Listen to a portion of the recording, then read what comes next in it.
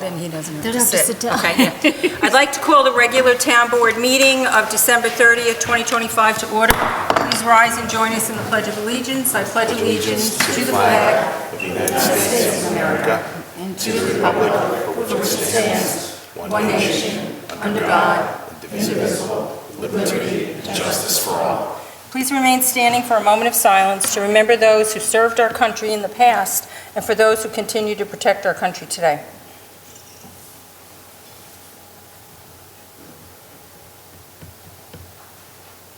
Thank you. Please note the emergency exits are the door you came in and the doors at both ends of the hallway. At this time, I'd like to invite Dan Kohler. We have a presentation. Dan's going to explain it and introduce. Hi, good evening. Hudson Land Design has served as the consulting engineer to the town of Beekman since early 2013. Just 2 years before we were onboarded, the town replaced its zoning code in its entirety, largely following the blueprint established by the 2007 comprehensive plan. A primary focus on that update was the development of the town center. In our capacity as the town engineer, we review land development applications at the planning board level. Over the past 12 years, we have seen limited development within the town center district. The primary obstacle, which we hear consistently from developers, is sewage disposal. The town center's steep slopes, wetlands, and poorly drained soils severely limit the feasibility of on-site septic systems. Furthermore, the lack of central water requires developers to drill wells, and that's creating a strict separation requirement that further constricts a site footprint. The best example of this limitation is the Dollar General site. I'm sure most of you are familiar with that. To make that project work, a massive volume of select soil had to be imported for the septic system, likely costing in the six-figure range, all for a system that's only capable of treating a few hundred gallons of sewage flow. Beyond the expense, these systems take up valuable acreage that could otherwise be used for buildings, parking, other green usable spaces. To address these obstacles, we began searching for funding opportunities. In 2021, in collaboration with the town board and the Dutchess County Water and Wastewater Authority, we applied for a municipal innovation grant through the County Department of Planning and Development. We were successfully awarded $40,000 towards a feasibility study to explore extending the Dalton Farm sewer service area to the town center, with the town providing a $10,000 local match. Our partners at the Dutchess County Water and Wastewater Authority have since moved the project forward, retaining the engineering firm of Barton and Lugidice to prepare the study. So at this time, I'll turn it over to Jason Teed with the Dutchess County Water and Wastewater Authority to introduce our engineering team. Absolutely. Again, my name is Jason Teed. First time. My name is Jason Teed. I'm an asset manager with the Dutchess County Water and Wastewater Authority. We have partnered with the town of Beekman on the Beekman Town Center expansion feasibility. And Dan, you said it pretty well yourself. It's expanding the town center, looking to connect to the Dalton Farm sewer. We have our engineer of hire, Barton and Lugidice. We have John Fraser and Bob Murphy here to present to you all.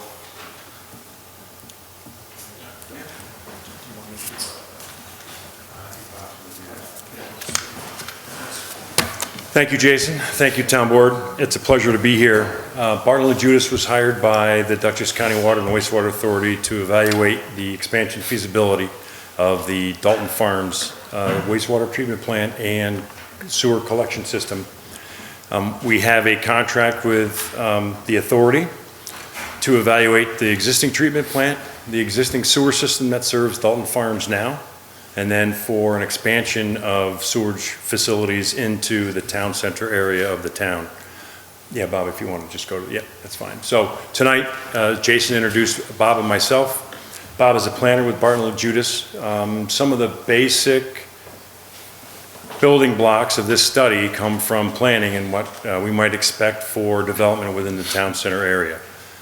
So this is a step required under the grant to meet with the town board, to take input from the town board and the public as the town board and the authority see fit, And then we are in the process of preparing a preliminary engineer's report. We will be issuing a final report based on what we hear tonight, and we'll be issuing that to the Dutchess County Water and Wastewater Authority when that is complete.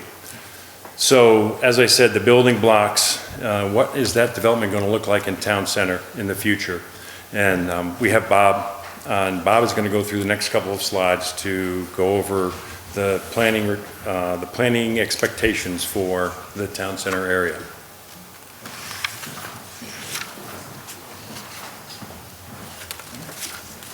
Thank you, John. Again, I'm Bob Murphy.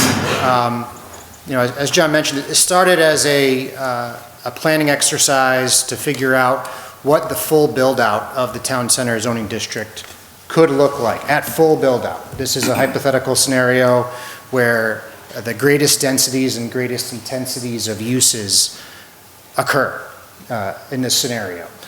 What kind of wastewater flow would that generate if that were to occur? And then how do we translate that into improvements to the system from a collection and treatment standpoint? So we only looked at this district. Again, it's a 60 parcel district. John's got the cursor on the screen. The idea of it being a town center, a more densely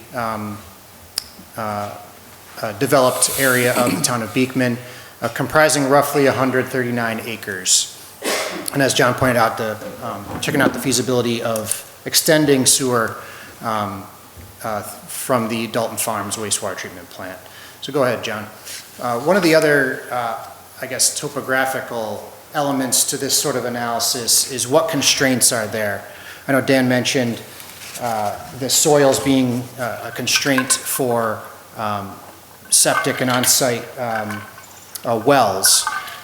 One of the other topographical elements that we look at for development is steep slopes, presence of wetlands, and presence of floodplains. And actually, this area has very limited impacts from those constraints.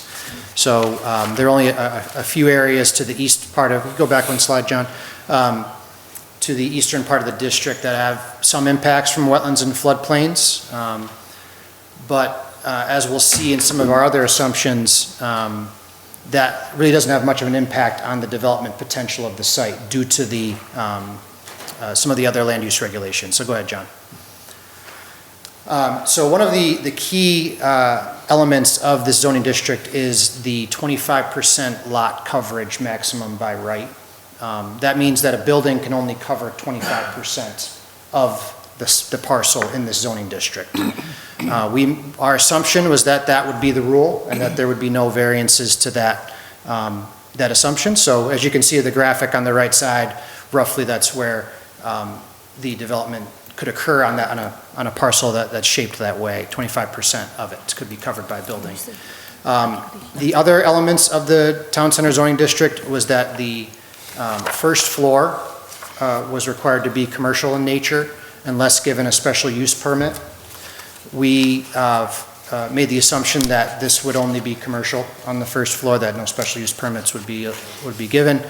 The second floor could be residential, which we assumed would be, and then a third floor would only be allowed by special use permit. We made the assumption that this would be allowed in order to get a full maximum of what could be at the site. So we're essentially assuming 3-story buildings covering 25% of each parcel, with the first floor being commercial in nature, the second and third floors being residential in nature. One of the other assumptions we made was, all right, well, what type of residential would that look like? And we made the assumption that to fit the most density into this zone, we would assume 800 square foot single bedroom dwelling units. We also made an assumption to calculate the common space that would be needed, such as stairwells and hallways in these buildings. And basically it's a geometry problem. How many of these units can you fit on 25% of the property if you take out the common area and the second and third floors? For the commercial space, we assumed 50% of this space would be restaurant in nature, while the other would be other kinds of shops. And John will get more into why that's important from a wastewater flow standpoint. And I think those were the broad assumptions that we used. All right, what would development look like at that level, at its maximum? So then we could calculate what's more realistic going forward. That's some of the stuff we want to hear from you all tonight. Do you want me to go through this slide, John, or did you want to walk through this one? You can if you want. Sure. So again, we with that assumption of one single bedroom apartments, we assume that each would generate 110 gallons per day per bedroom, and that we would be able to fit roughly, I guess not roughly, exactly 1,463 units in that space that we talked about earlier, which would represent a gallons per day flow of 160,930. With our assumption of the restaurant space covering 50% of the commercial space, that's a lot of restaurants. Gallons per day was roughly about 35 gallons per day per seat, at a count of 2,250 and a daily flow of almost 79,000 gallons per day. And then the non-restaurant commercial space, the other retail uses, come out to 0.1 gallons per day per square foot. It's a lot of square footage that could possibly be there. At 580,781, creating a total daily flow of over 58,000. And our total, with all this developed fully, our total daily flow would be almost 300,000 gallons per day. And now I've pretended to be a wastewater engineer long enough. John, you should come back up here and give us more details.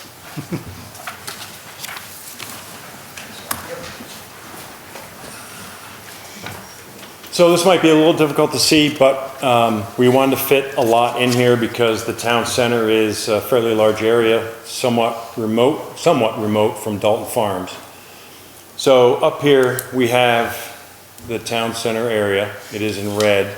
The town board does have a copy of this presentation, so hopefully it's a little bit easier for the board to see. But we have the town center. So we talked about existing facilities and we talked about new facilities. For the town center itself, which has no sanitary sewer service currently, new infrastructure will have to be built along Route 55.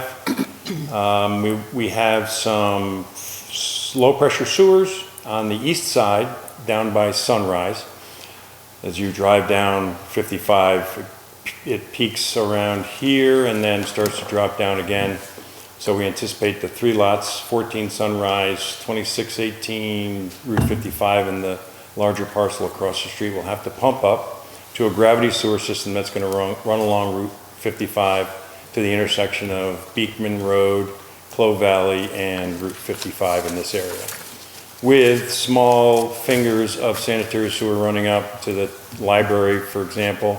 There's a couple lots in the back on the access road to the park that would need service, and a couple of smaller fingers, if you will, of sanitary sewer on the west side of 55, all collected here at a pump station that will then convey the wastewater. This is about the intersection of Recreation Road and Beacon Road, and then runs south along Recreation Road to a manhole at the corner of Roosevelt Road and Recreation Road, and then would flow by gravity from there to the Dalton Farms wastewater treatment plant, which is down in this section of Recreation Road.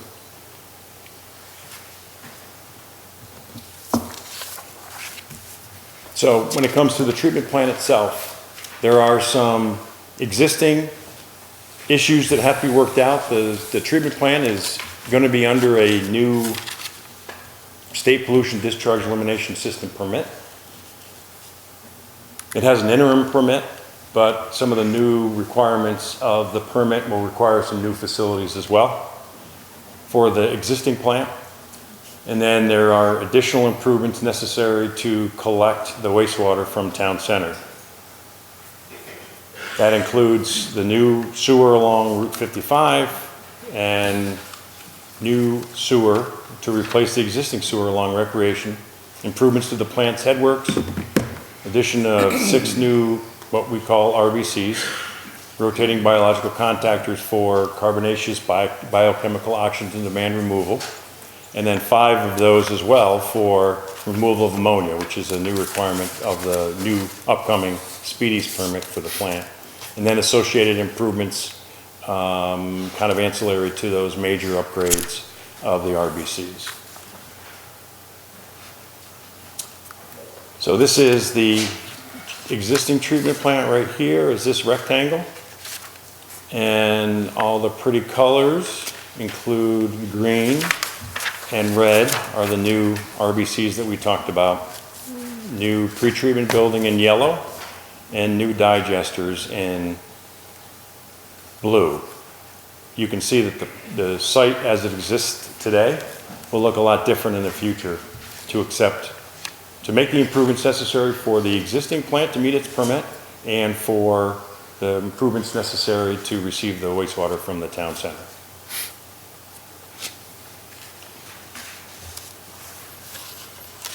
So I'm not going to go through this slide in detail, but basically the improvements above the blue line are those necessary to receive the wastewater from the town center area, and the bottom, including all those new sanitary sewers and improvement and replacement of the existing sanitary sewers, and then the bottom is the improvements necessary at the treatment plant itself to receive the wastewater flow and to meet its new permit.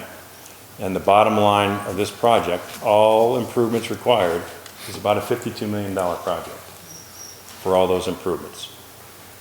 And we understand that that's a big number, and after talking with the authority in trying to, go ahead, and trying to work with the town, and Bob talked about full build out as the plan, as the assumption we made for this town center area. But what is the realistic development going to look like in that area? It's not all going to be built out on day one, but how long will it take to become built out to the numbers that Bob showed before when we're talking about the number of restaurants and retail spaces on the first floor and residential units on the second and third floors of each of those buildings. So the authority has some responsibility. Here is the estimate for the top line is the upgrades necessary to meet its new permit. The second line at 30 million are the improvements necessary to meet the permit and logical upgrades or logical phasing. There are certain pieces of work that if the Dalton Farms facility is going to be upgraded, that you should upgrade now. Ultraviolet treatment, pump sizes should all be adequate enough to handle all future flow, including the new flow from the town center. That's a $30 million price tag just to do that. The next line is upgrade to accept the current town center parcels, only the current parcels. That's the $7 million to get all that sewer down to, from town center down to the Dalton Farms sewer plant within the town center. So all that new gravity sewer that we talked about, the new pump station is $7 million on top of the 24 and 30 is an additional 7. And then if we wanted to look at, okay, let's say for argument's sake that the upgrade, that the development in the town center area will be 50% of what we assumed was the full build out. So what would the impact be? It's a $20 million upgrade versus, that's on top of the 40 million, the 24.4 and the additional 6 and the additional 7. It's an additional $20 million to make that upgrade. And then on top of that, all right, let's look at the full build out. I know it's a lot of numbers. If you have questions, please, we'll give you an opportunity at the end to ask questions for clarity if you'd like. But I know it's a lot of numbers, and then it's a total, another $11 million to assume the full build out. You'll note that these total to more than $52 million. So the $52 million was the cost to improve the facilities today. If you do it over time, the cost will be more than $52 million. So, and that is it. So if you have any questions, Bob and I are here to answer. Dan is here, and Jason is here from the authority as well. I have a couple of questions. Yes, sir. You want to run water and sewage down 55 on existing lots that have existing water and sewage on their lots. So now, are they going to have to hook up to this? That's going to be an issue perhaps for the authority, but right now, this study was just for the sewer, not the water, because the sewer was seen as the more important issue, especially when it comes to the soils in the area, that it would be better to convey the wastewater. So this cost is just for the sanitary sewer. Nothing about water yet. But I owned property years ago, I wanted this property on Schoolfield Road. My own well, my own septic. The town wanted to put in water and sewage right down Schoolfield Road. This is back in 78. And the cost to the homeowners, who was going to have to hook up to it, regardless, was going to be $1,200. Whether you hooked up to it or not, and the fees were not even established on what the water or sewage fees is going to be. So what you're telling me, that you want to cram this down our throats and the throats of the existing lots, whether they like it or not, and you haven't even given a price on what it's going to cost per lot for the individual well or septic. Big numbers. I mean, you're talking $52 million. You are. And it's going to go up. For 60 parcels, for just 60 parcels, right? Yep. Why do we need 60 parcels? What's it going to do? You got enough restaurants here. No, one that closed down. Thank you. I have a question. When did you know you were coming to speak at this meeting tonight? About a month ago? About a month ago. Thank you. Yes, ma'am. Perfect answer. I wish more town people knew. Nobody knew you were coming. So nobody had an ability to come and ask you any questions. Okay. Thank you. I have a comment. Can Yes, sir. I come up and make it because I want the board to hear it? Sure.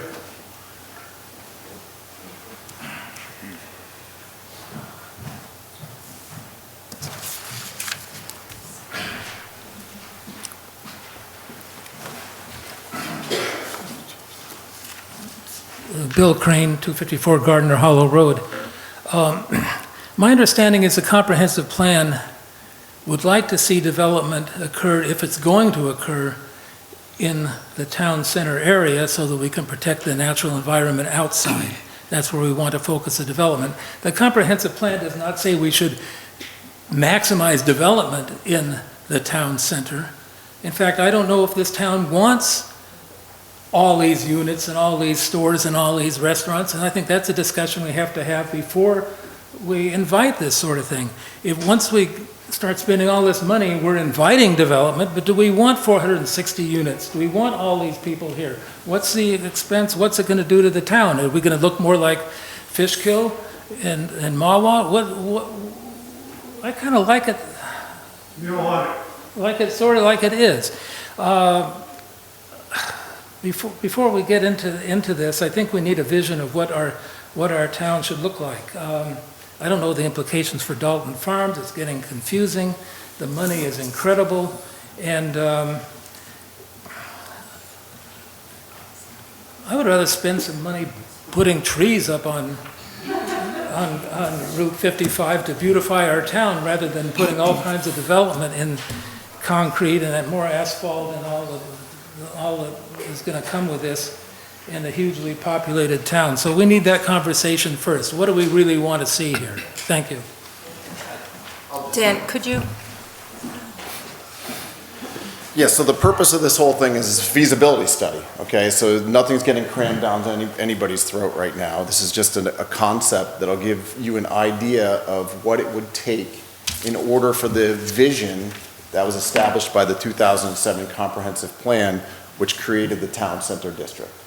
It's very important to note that the town center has not become what it was envisioned to become when it was decided by that comprehensive plan, which was created by this town and its residents. There was a massive study done that had massive surveys sent to all residents and people in the town center area that, seemed to want this, and that was the goal at the time. And it doesn't mean that we have to do all the development also, of course. So But when you plan for the sewer treatment type of operations, you have to plan for what the zoning allows. So that's, that's the zoning that's in place right now. They have to do their due diligence and do that work to know what it could become. That's the whole purpose of why there's also mentioning that there could be phasing of it. If it starts taking off, maybe there are some more that take.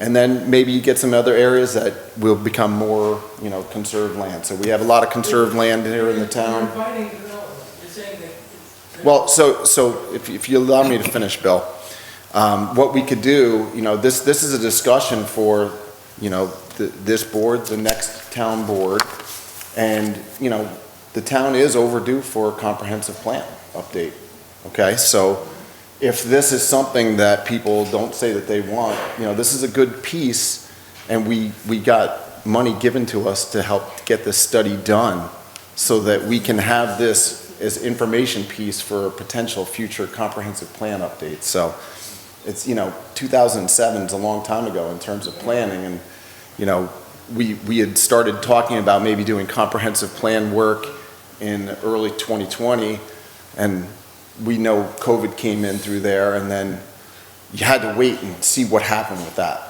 because we didn't know at the time, restaurants were closed down. Will there be restaurants again? We didn't know how this was all going, We also see different trends in office spaces, let's say. So one of the things we saw in COVID that is something that we incorporate into planning nowadays is that, video conferencing and abilities to have conversations without actually having brick and mortar around you is something that is taken off as well, So, will we get as much office space? I don't know, Then you see what happened with, couriers. So now you have Amazons and all these services that people are using instead of going to shops. So, this is all part of the whole conversation. This is a really big picture thing that we're looking at. And so, we wanted to get this information out there based on this study that we were able to conduct. And, this might lead to the next comprehensive plan and some future updates that we need here at the town. Thanks, Dan. Dan, she has a question. Can I ask a question? So this seems to be, correct me if I'm wrong, it seems to be a study not for a complete build-up, but to allow for the infrastructure in terms of the wastewater management, to allow for the possibility of this in the future. Has the feasibility study been done for the water usage? And then what would that cost be? Because I think before you start allocating money towards those things, you have to look at it holistically and see what those costs are going to be, because those numbers are going to. Yeah, so you don't necessarily have to have municipal water where you have municipal sewer, and vice versa. You can have both. You can have one or the other or neither. And so right now we have neither, which doesn't necessarily promote development of town centers as it was envisioned by the comprehensive plan.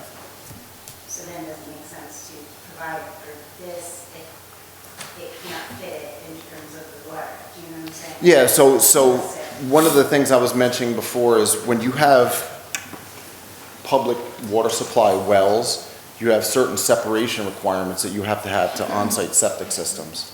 And what that does is it constrains the site footprint and how you develop that site. So if you have a site that has to have both wells and septic systems, they have to be separated. And then you have to be separated to the other person's septic and the other person's well. So what happens is once you start laying those out, in some cases for public water supplies, you have to have 2 wells. And then you have to have those separations. So what happens is you realize that you're not getting the full development potential that was envisioned by the comprehensive plan. So looking at the constraints that we've seen, and if you see that huge mound on the left side of the Dollar General, that's their septic system. It's enormous. They had to bring in such a crazy amount of soil because they had no percolation on the in-situ soils that were in place there. So they spent a ton of money to install a septic system that literally, if if I had to try to remember, it was like 340 gallons a day of sewage flow, which is nothing. That's basically a 3-bedroom house. The flow from a 3-bedroom house at 110 gallons a day per bedroom is 330. So, this is all just, again, big picture stuff. I appreciate the thought on that. I mean, we're always kind of trying to think about that.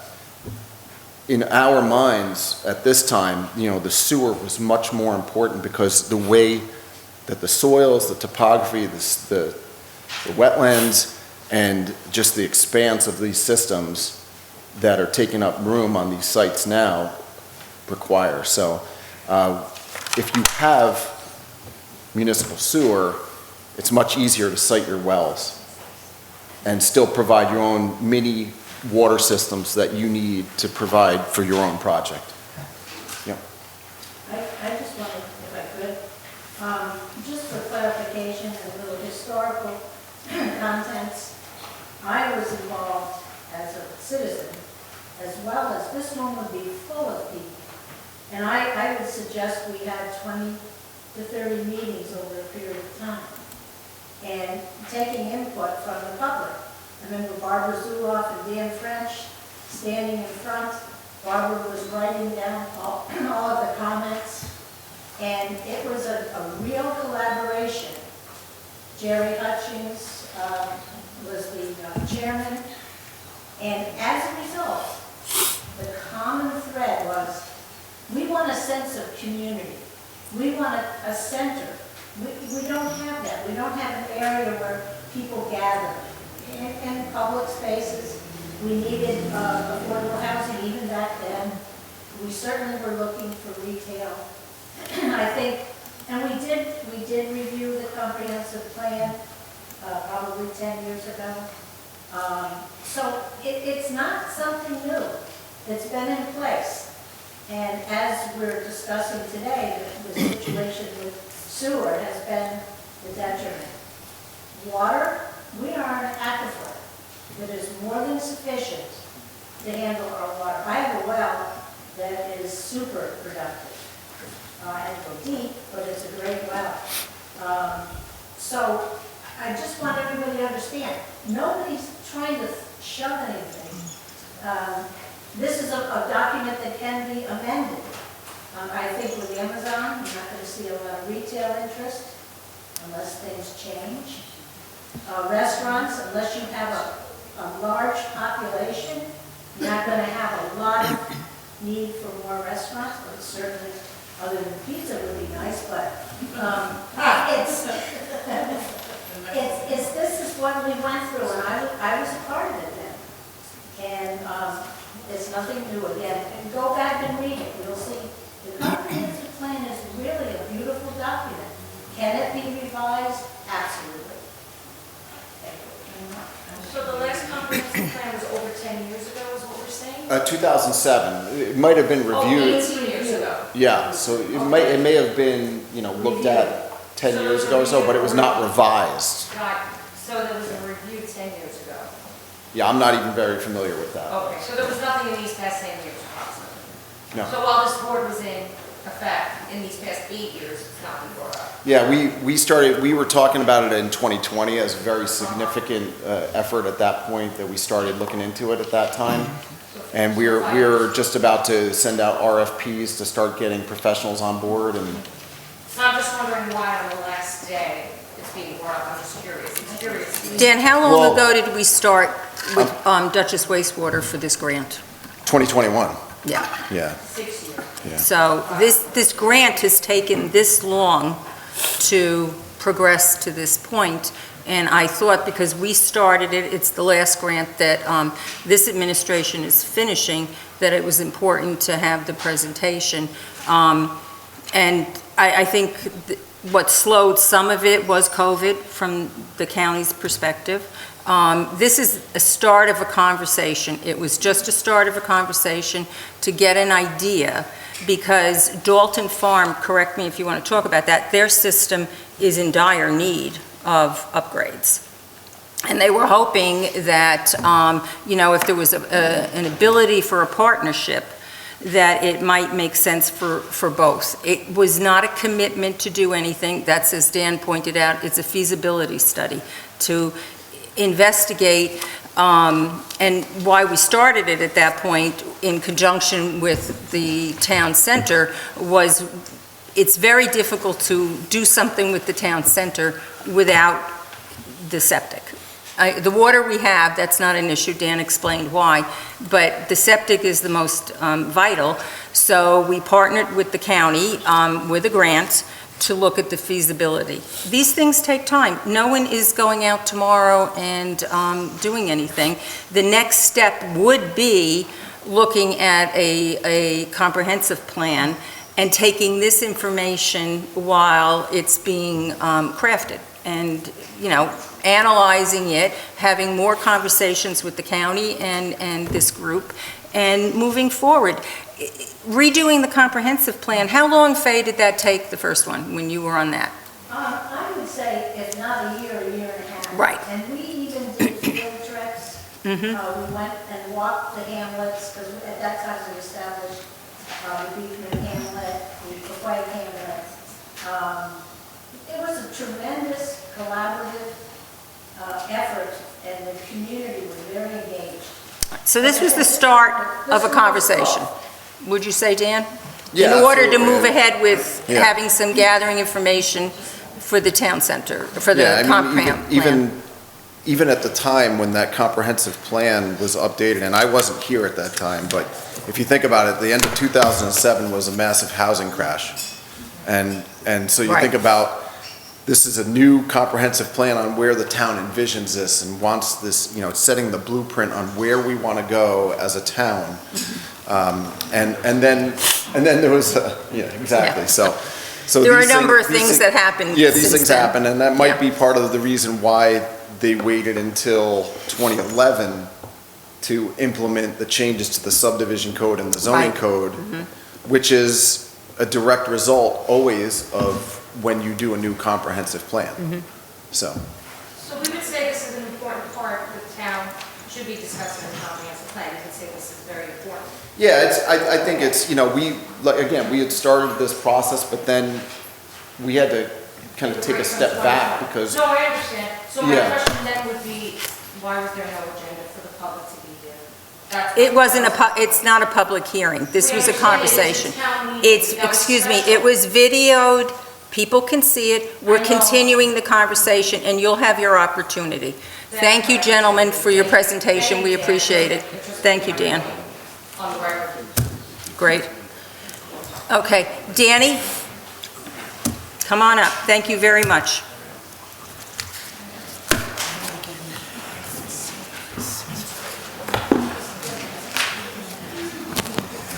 Good evening, everyone.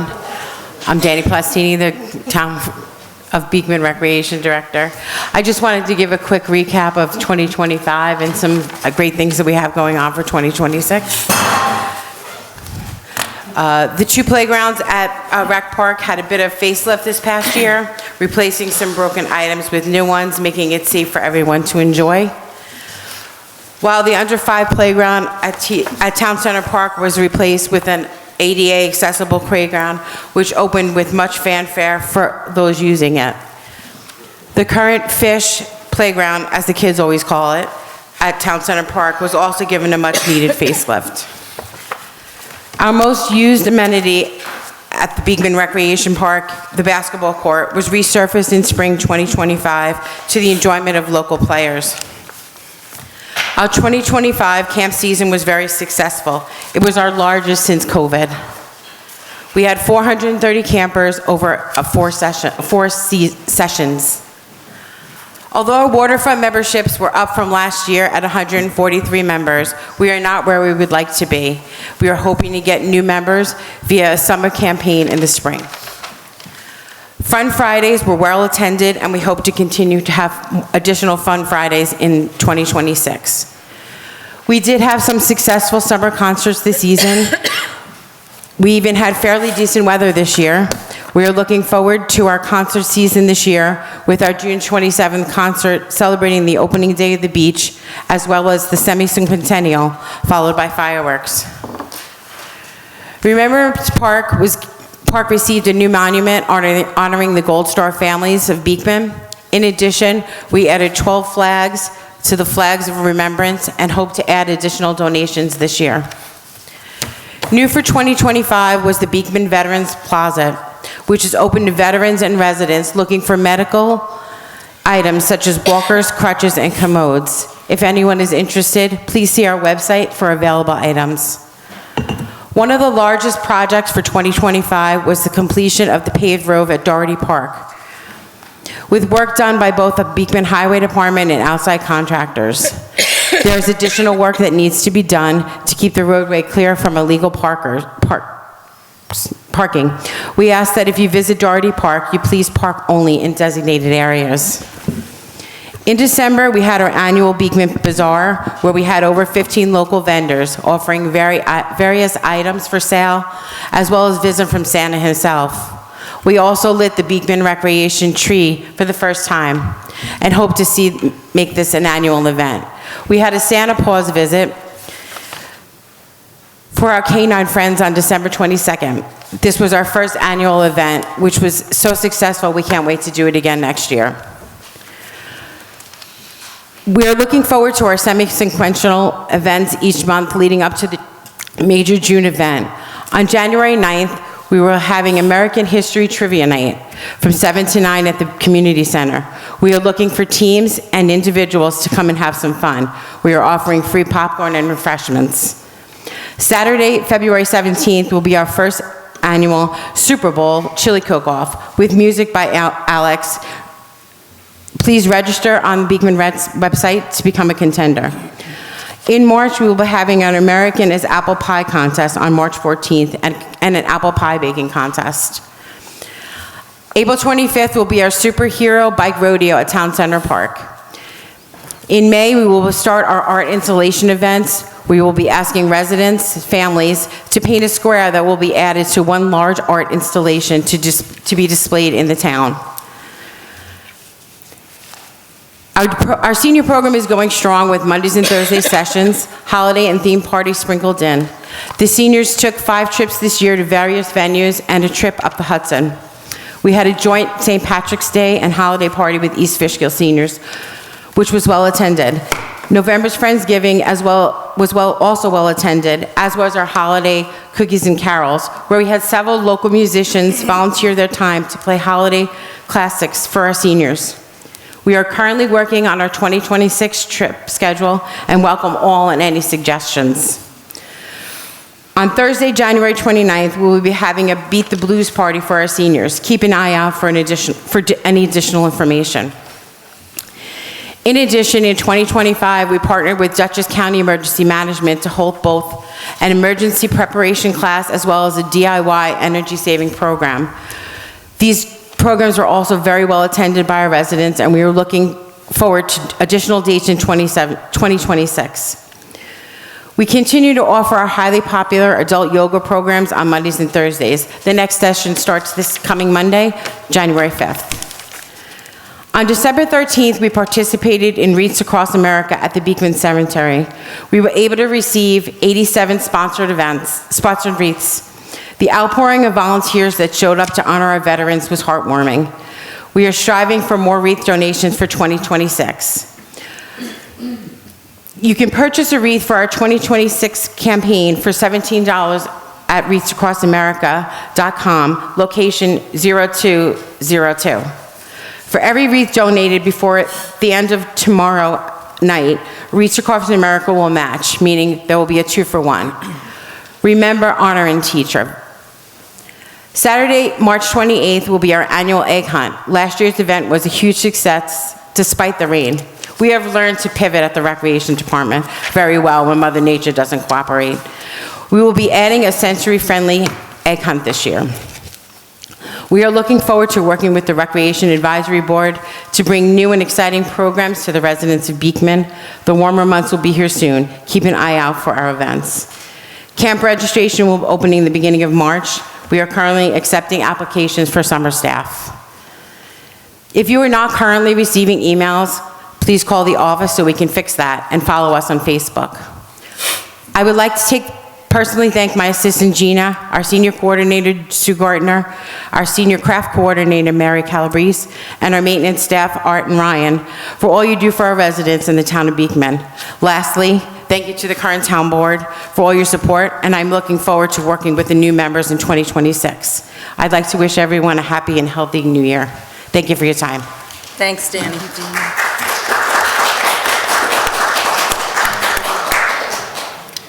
Okay, there are no comments on the agenda items. You want to start, Merson? Yeah. Good evening, everyone. Resolution number 1, whereas Town Clerk Laureen Abatantuano has provided copies of the minutes of the September 9th, 2025 regular Town Board meeting to all members of the Beekman Town Board, and whereas Town Board members have had the opportunity to review said minutes, now therefore be it resolved that the Town Board hereby accepts the minutes of the September 9th, 2025 regular Town Board meeting.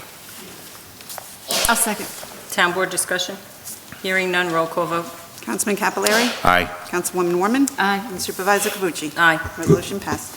Whereas Town Clerk Laureen Abatantuano has provided copies of the minutes of the September 30th, 2025 Special Town Board meeting to all members of the Beekman Town Board, and whereas the Town Board members have had the opportunity to review said minutes, now therefore be it resolved that the Town Board hereby accepts the minutes of the September 30th, 2025 Special Town Board meeting.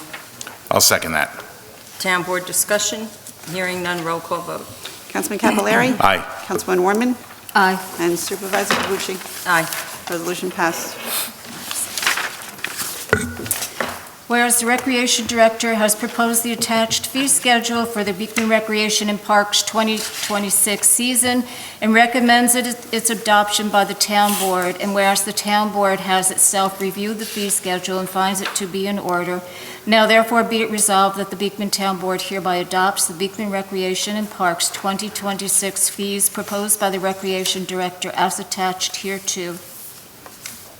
I'll second that. Town Board discussion? Hearing none, roll call vote.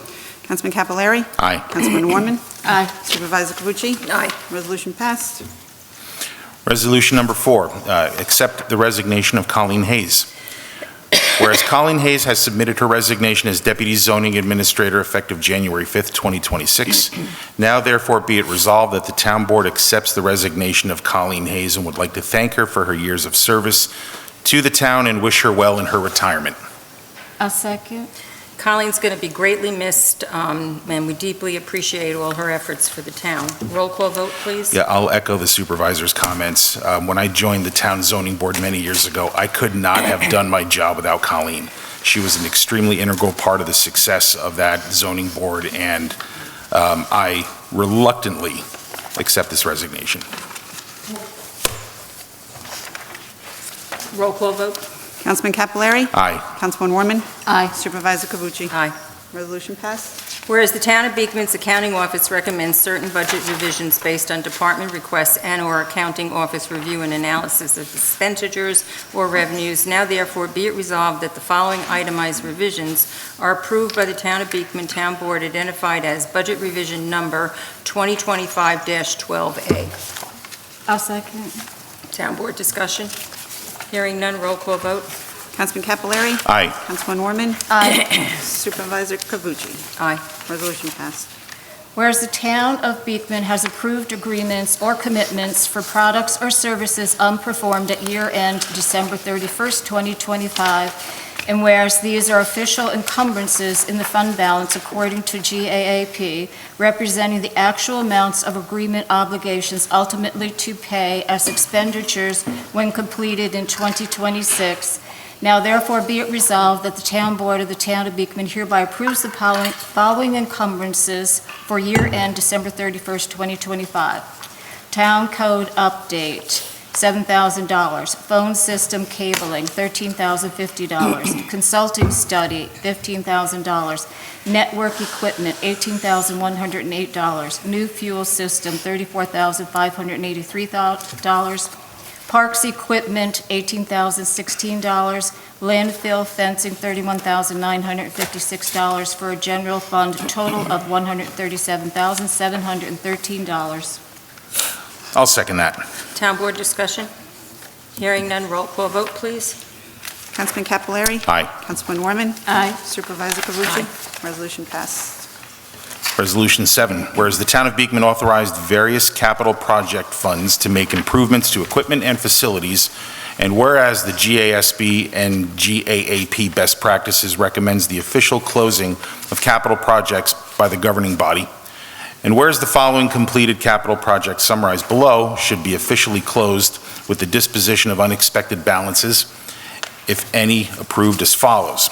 Capital project, salt shed improvements, project budget, $263,198. Final expense, $263,198. Unexpended balance, 0. Now therefore be it resolved that the Town Board of the Town of Beekman officially approves the closing of the above capital project. I'll second. Town Board discussion? Hearing none, roll call vote. Councilman Capelari. Aye. Councilman Warman. Aye. Supervisor Cavucci. Aye. Resolution passed. Whereas Resolution 120925-5 listed and approved dates for future 250th Anniversary of America events, and whereas 2 dates were incorrectly listed, now therefore be it resolved that the following events be approved as follows. I'll second. Town Board discussion? Hearing none, roll call vote. Councilman Capelari. Aye. Councilman Warman. Aye. Supervisor Cavucci. Aye. Resolution passed. Whereas Hudson Land Design, in collaboration with CDK Engineering, prepared and released bidding documents for Beekman Town Hall lower floor HVAC improvements, RFP 2025-0731, and whereas the original project included an alternate proposal which included electrical improvements associated with the main feed to the Town Hall building, providing separate breakers for each 200-amp electric line. However, the bid results were very expensive and not recommended. And whereas, since the project commenced, a new solution from the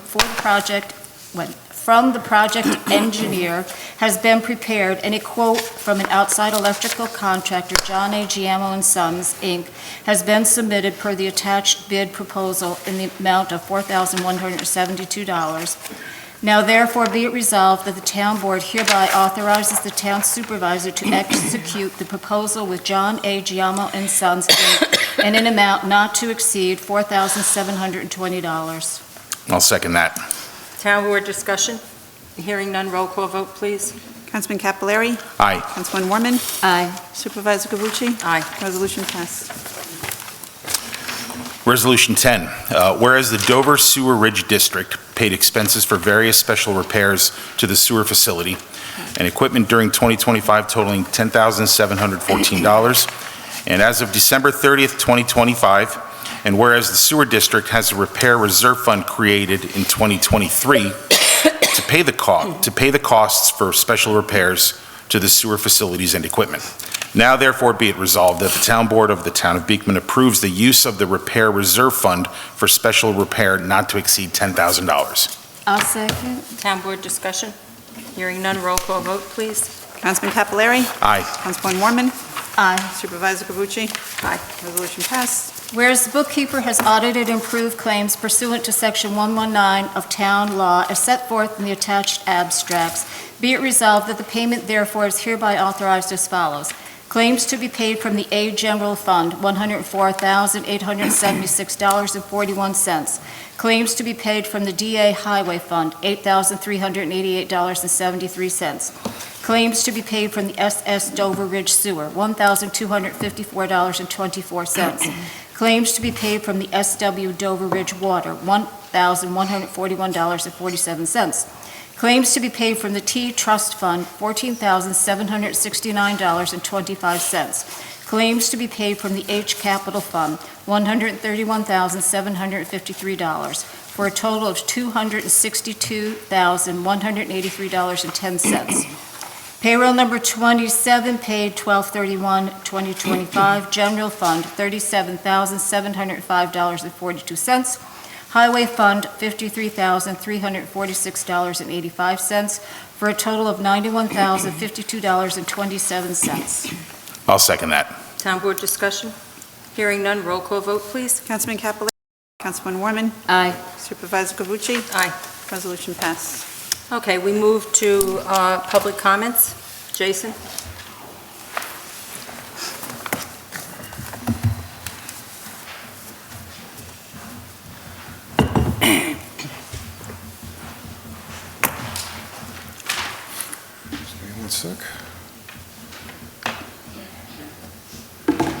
Madam Supervisor, I'm sorry, Jason Habitat's 1020 Gabriel's Path. Moments like these are often wrapped in polite applause and carefully chosen words, but public service, especially at the local level, demands honesty, not a ceremony. Leadership is not defined by the gavel you hold, but how you wield it. And over the course of your tenure, the town has witnessed a pattern of behavior that many residents did not just disagree with, but were forced to endure. The meetings were recorded, they're public, anyone can watch them, and what they show is not strength or resolve, but a consistent willingness to belittle, interrupt, dismiss, humiliate, particularly when challenged by somebody competent, prepared, or unwilling to be intimidated. Disagreement was not treated as part of governance, it was treated as personal offense. Professionalism was replaced with pettiness, authority was confused with entitlement. The environment created under your leadership was not merely tense, it was openly hostile. Employees, volunteers, residents learned quickly that questioning you came at a cost. Fear became a management tool, stress became collateral damage, and accountability flowed in only one direction, unless of course they agreed with you. Even more concerning were the official actions taken from the dais. Resolutions passed, constraints were imposed, not because they served the long-term interests of the town, but because they served short-term grudges, short-term grudges. When governance became a vehicle for vengeance, the entire community pays the price. When the time came to defend your record before voters, you chose not to. Rather than stand behind your decisions, you stepped aside and let others take the fall. That was not humility, it was avoidance, because losing to someone you openly disparaged was a blow to your ego, and that could not be accepted. A supervisor is meant to lead with steadiness, fairness, and respect. Instead, what many experienced was anger, insecurity, and punishment disguised as policy. You used your position not to lift people up, but to make them feel small, and then portrayed yourself as the victim when these people refused to stay silent. Legacies are not self-declared, they're earned, and yours will not be remembered for unity, progress, or service, but as a cautionary example of how much damage one person can do when power is fueled by resentment instead of responsibility. So as you leave office, let this be said plainly. The town will move forward, not because you let it there, but because it's finally free to do so. Thank you, Jason. Joanne?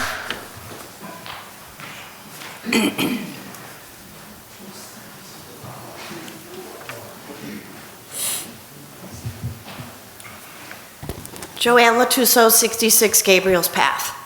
I have a few comments in regards to a town board meeting from December 23rd, specifically Resolution 12-23-25-11, Supplemental Memorandum of Agreement with the CSEA, where the town is adding 9 positions into the CSEA union. Currently, there's only a handful in that union. At the 4-minute mark of the meeting, Supervisor Cavucci states that the employees are looking forward to it. As an employee, I do not know anything about this. Your statement would imply that you spoke with employees about this resolution. With this only affecting 9 employees, I was discriminated against as I was not told or notified of this situation. Still, after the resolution passed, no notice has still been given. Last week, the agenda was posted 2 hours before the meeting.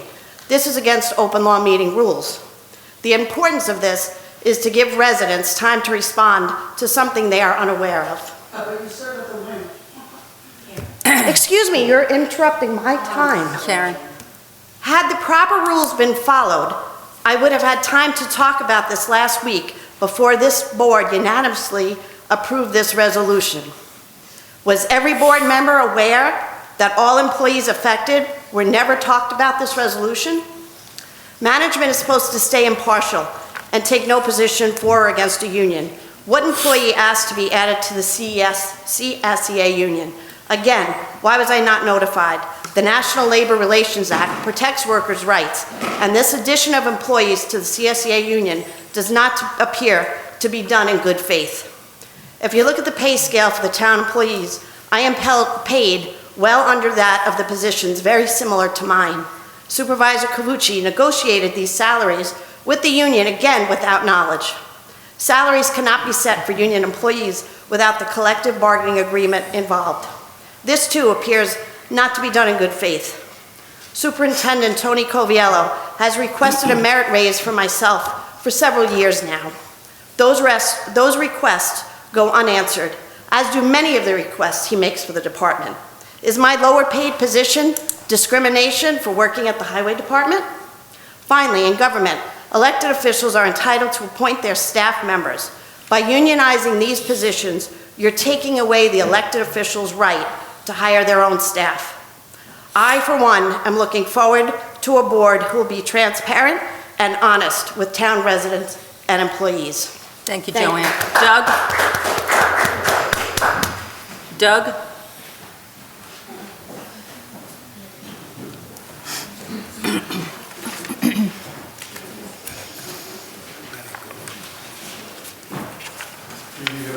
Beekman Road.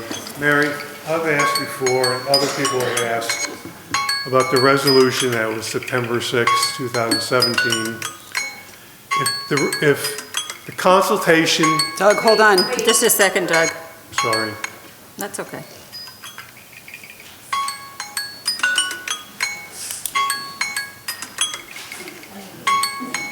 Phone. Yeah, I can't get it to stop, Doug. Let's see. Just power it off. Got it. Hold on, Doug. Doug, what are you, Go ahead. 1214 Beekman Road? 1214 Beekman 1214. Road. Go ahead, Doug. Mary, I've asked before, and I've had calls recently from other people asking, on a resolution 9617 with the budget modification, when you transferred $40,000 from consultation to the rec department, and it was found out later on that the rec department didn't get the $40,000 and it went to Greg Brown, why didn't you just have the resolution say Greg Brown was earned that $40,000? The resolution was constructed by Paul Ackerman, and I've asked a number of times, and people have asked, and have talked to me, if Greg Brown was legally owed that $40,000, why didn't the resolution say Greg Brown was owed that $40,000 and why he was owed that $40,000? Can you answer that, please? Doug? No. We've been through this. We haven't been through We have this. been through it, Doug. You said this has been investigated. Who investigated? Doug, we've been through it. Well, please answer. Doug, I'm not going to repeat myself. Well, here. Patty gave me her old phone.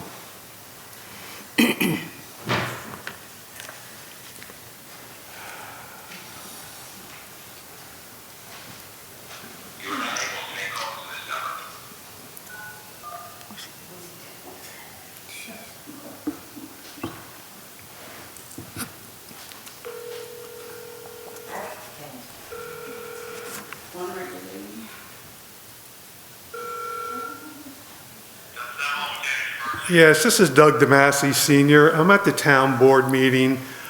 I've asked numerous times the town board about why $40,000 was lied to, and I believe that the town board is committing malfeasance, and I'd like to have a sheriff here to investigate, because they've said they've investigated, and it's not. Yes. No, it's not Tom, it's Doug DeMasi, Sr. No problem. Doug DeMasi, and we're on speaker where everybody can hear. D-E, capital M-A-S-I, and I'm senior. 845-227-5387. Thank you very much. Thank you. Thank you.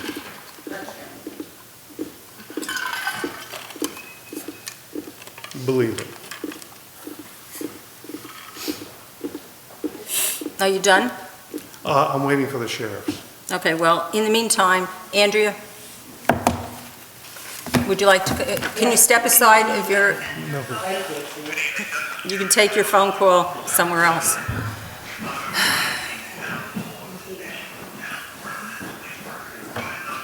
Doug, can you take that off speaker? We need to hear Andrea. This is Doug DeMasi calling, Senior, right at the town board. But he's going to miss what I'm going to say, because it's... But anyway, Andrea Morse, 26 Baker Road, Hopewell Junction, New York. Been resident 69 years. And I want to thank this board and all prior boards for speaking with the people. Hopefully, the next board coming in will listen to all residents and not roll their eyes. And I had a special message from Mr. DeMasi from my husband, who is Gregory's brother, that he had a wonderful Christmas and he wanted to thank him for his tax dollars. That Gregory well-deserved for working in the town of Beekman, that Gordon Wright got him the job from heaven above, and that the fields have never been the same since Gregory left. And I want to just say thank you, Merry Christmas, healthy, Happy New Year. Thank you. And Mary, especially thank you to you. Thanks, Andrea. Bill?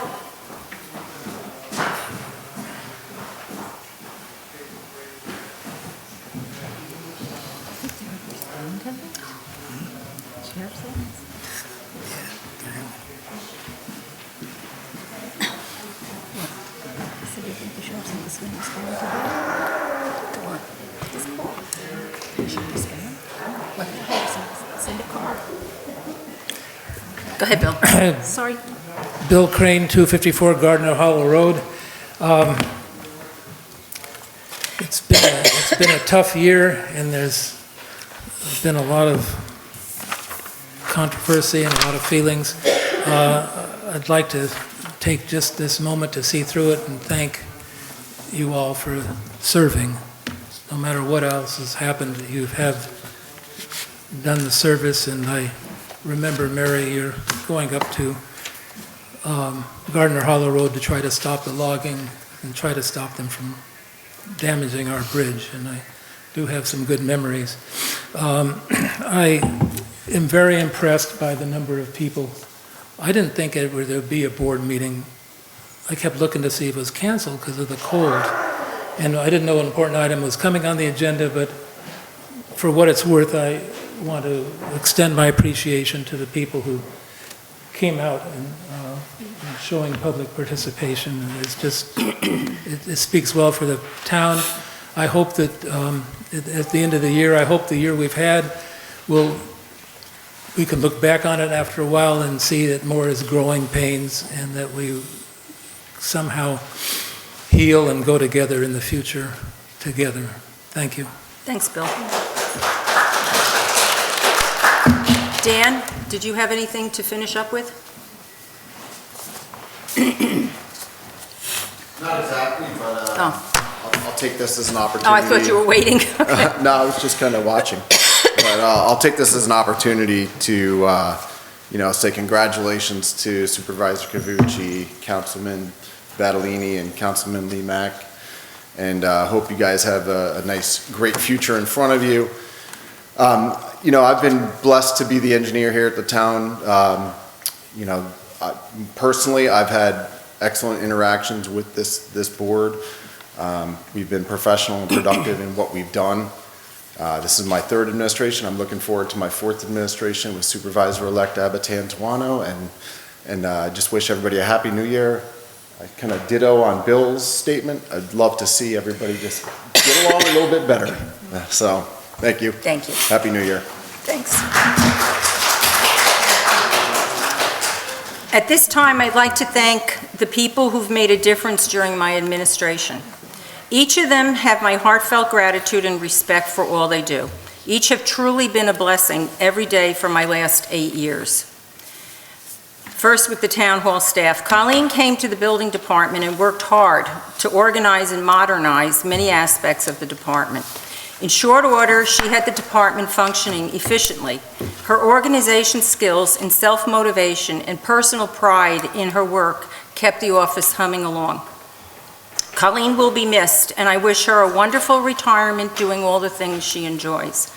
Jessica joined the building department and has brought her skills to work sites and oversees all aspects of the department concerning code enforcement and building sites to assist contractors and homeowners navigate the process.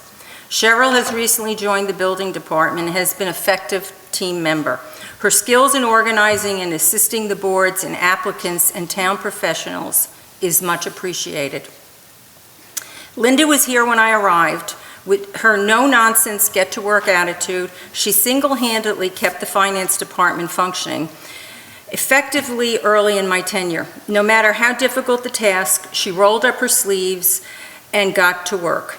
She learned her job in government accounting by constantly training and learning and researching, whether it was new software or a new reporting system required by OSC or the ARPA reports that had guidelines changing on a regular basis.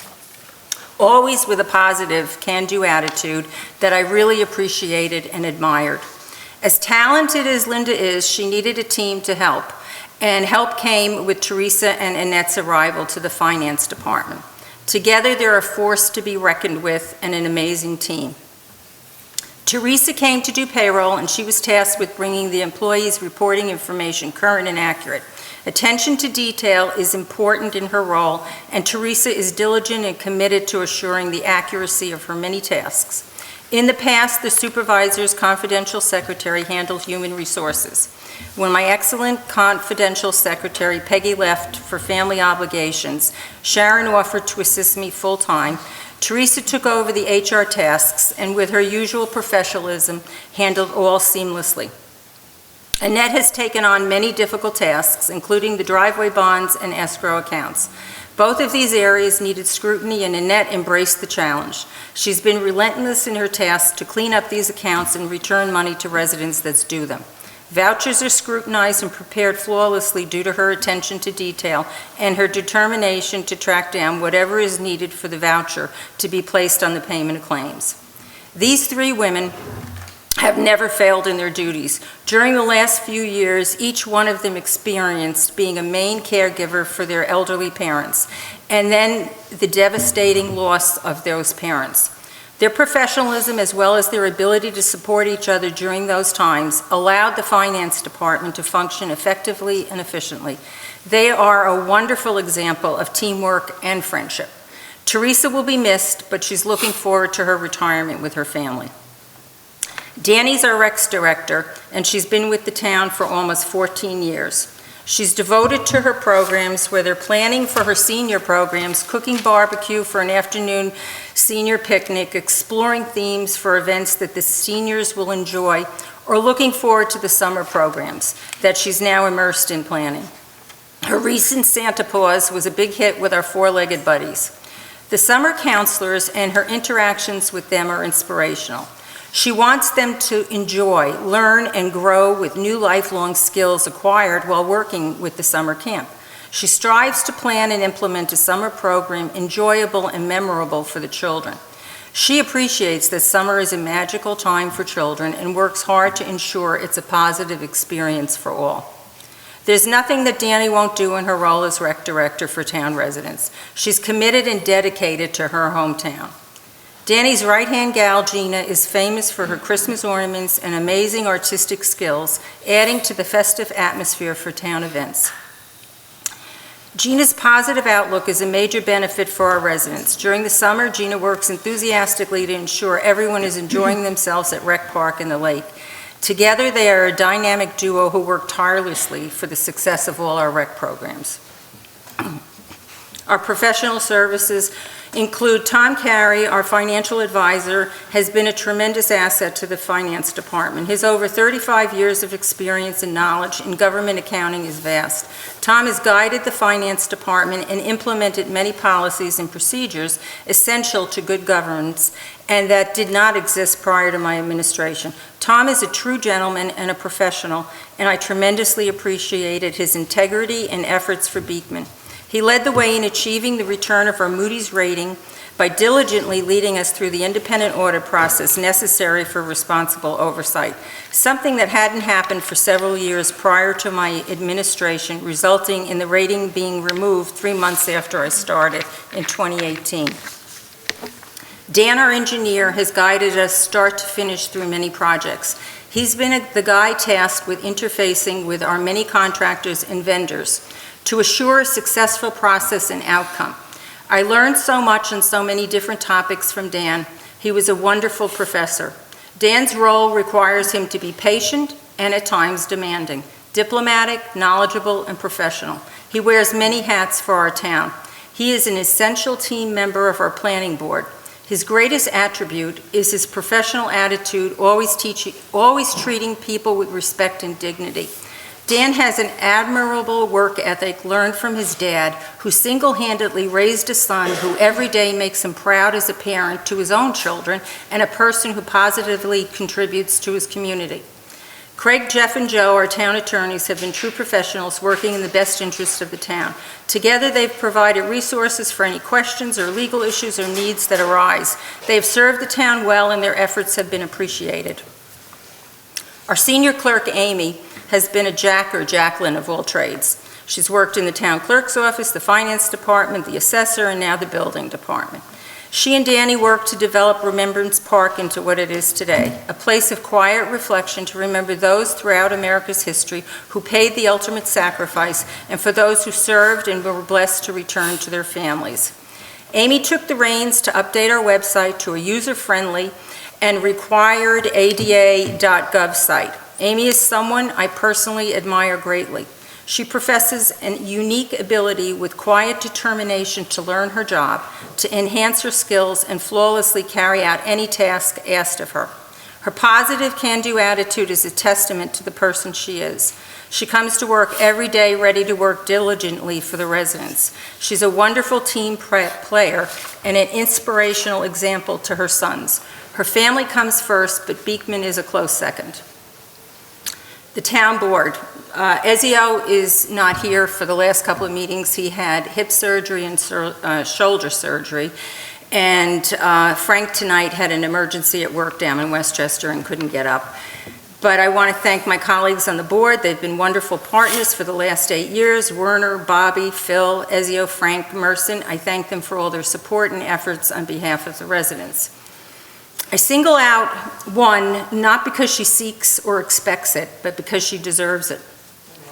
Sharon Warman is born and raised in Beekman, is a generational native. Her family is one of service. Her parents and husband, as well as Sharon, have volunteered not countless hours, but countless years for the town they love. She has been an amazing team player, always there to assist in any department, a quiet determination and inquisitive mind, an amazing mechanical ability, a memory and intellect to be admired and envied. Sharon has assisted me every step of the way for the last 8 years. I knew Sharon casually from town prior to serving with her. Today, I have a deep gratitude and admiration for her. She never seeks credit or acknowledgement for her efforts. Not a woman of self-promotion, rather giving credit and thanks to others. A hard worker who came to work every single day at Town Hall for the last 8 years, not for the salary of $10,114, but to put in a full day of service for the benefit of her neighbors in whatever capacity needed. I will miss our everyday interactions, chats, sharing stories of our grandgirls. Working together with this woman of great integrity has been an experience that has greatly enhanced my time in Beekman. Her friendship is a blessing in my life. Finally, I'd like to thank my family, who without their love, support, and patience, I would not have been able to serve. I'm looking forward to spending time and traveling with my best friend. Since I was 14, he's always been beside me throughout life's ups and downs. Of all my many blessings in life, God truly blessed me when this man walked into Van Cortlandt Park in the Bronx to play basketball. We've been teammates and shared an equal partnership ever since. In the last 8 years, he's made many sacrifices in order to support me in my role as supervisor. For all those thoughtful and kind gestures of support and my tea at my meetings, I appreciated them and you always. Thank you, everyone. I wish everyone a happy and healthy new year. I make a motion to adjourn the meeting. Second. All in favor? Aye. Thank you.